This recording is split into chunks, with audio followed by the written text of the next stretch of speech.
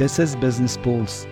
Today we are diving into one of the most important economic topics. It is inflation.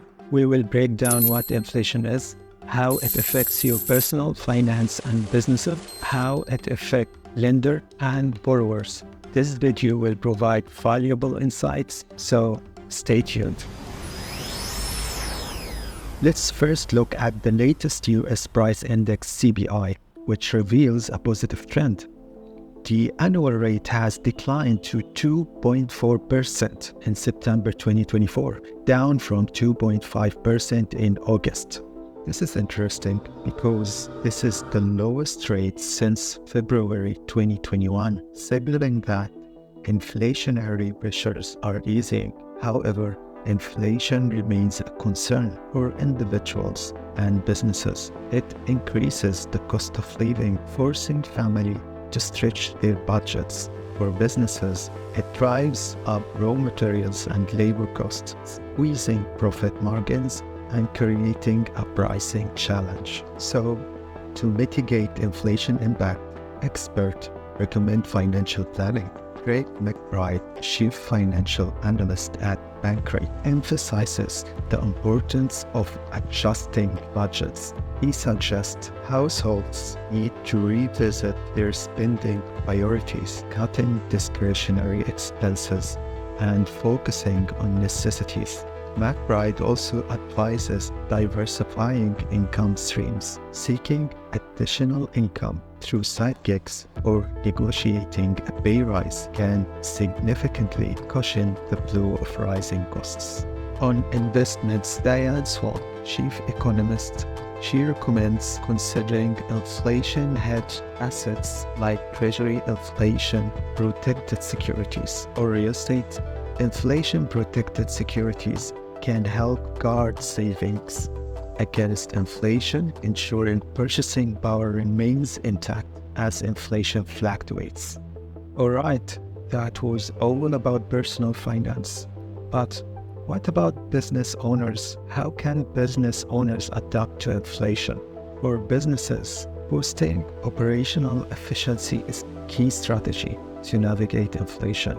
Mark Zandi, chief economist at Moody Analytics, advises businesses to adopt cost-saving measures through automation. So what is automation? Automating repetitive processes can reduce labor costs and improve productivity, helping businesses stay competitive in the face of inflation.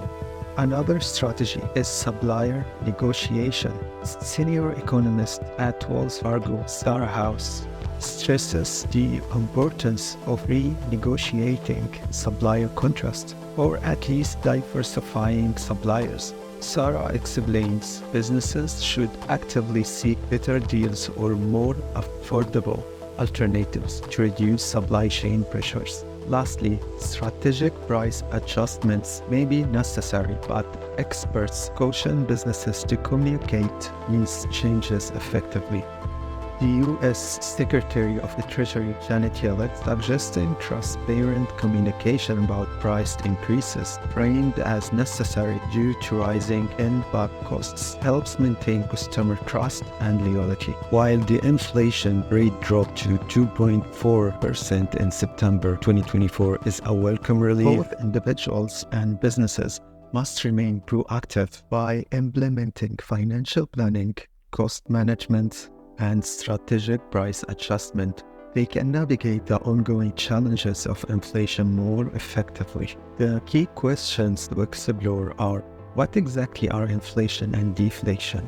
How does inflation impact borrowers and lenders? Does it work to their advantage or disadvantage? Inflation refers to an overall increase in the average price level, while deflation is a decrease in the average price level. In an economy with inflation, most prices tend to rise, whereas in an economy with deflation, most prices are likely to fall. There are two important aspects to inflation and deflation one should consider. 1.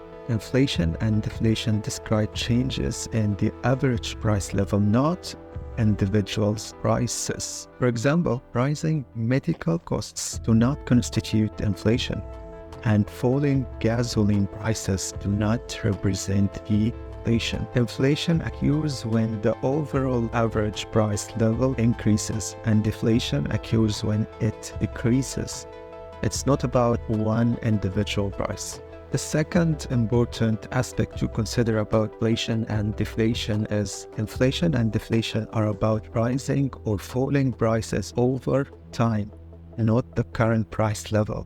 High prices don't necessarily indicate inflation, and low prices don't suggest deflation. Inflation means prices are increasing on average, while deflation indicates prices are decreasing on average. Alright, so in what ways does a change in the average price level impact individuals and businesses? How does a shift in the average price level affect the economy? First, consider the effects of inflation. The inflation impact, whether favorable or unfavorable, is influenced by the economic and financial situation. For example, if you are a borrower, unexpected inflation is a good thing because it reduces the value of what you need to pay. Alternatively, inflation is not the best thing for lenders because the value of future payments decreases. Despite the individual situation, inflation has the same basic effects on the economy. It reduces the value of the money and the future monetary obligation, while also creating uncertainty about the future. Let's suppose you find $10 bill you stored away in 1990. Prices have risen by 50% since then, so your money will now buy less than what it could have when you saved it. Therefore, your money has lost value. When inflation causes a rise in prices, the purchasing power of money drops. In the same way, inflation decreases the value of future claims on money. For example, if you borrow $100 from a friend and agree to repay it in a year, but prices double during that time, the money you return will buy only half as much as it could when you borrowed it. This benefits the borrower, but is tough on the lender. If inflation was anticipated, both borrowers and lenders could have adjusted the repayment sum. On the other hand, unanticipated inflation helps borrowers and hurts lenders. Another important thing to realize about inflation is that inflation impact can be harsh for people on fixed income. People with earnings that don't change with economic condition, like retirees, can face financial difficulties.